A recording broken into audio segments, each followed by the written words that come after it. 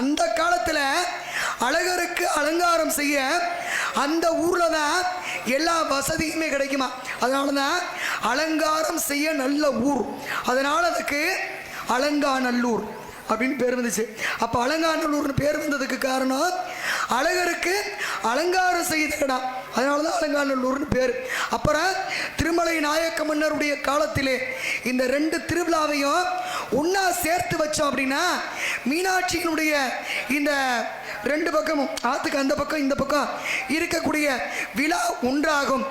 இந்த அறுவடை காலம் முடிச்சோம், மக்களுக்கு தானிய போக்குவரத்து, இந்த சைவம் வைணவம் இது எல்லாத்துக்கும் அடிப்படையாக காரணமாக வைத்து தான் திருமலை நாயக்க மன்னருடைய காலத்திலே ரெண்டு திருவிழாவையும் ஒன்றா சேர்த்து வச்சாங்க.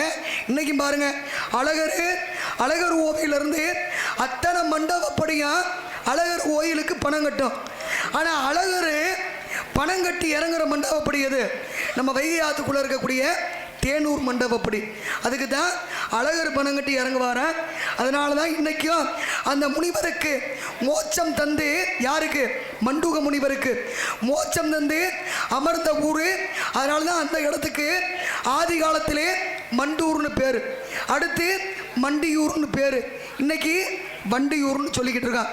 அப்படி ஒவ்வொன்றுக்கும் ஒவ்வொரு நன்றி நன்றி.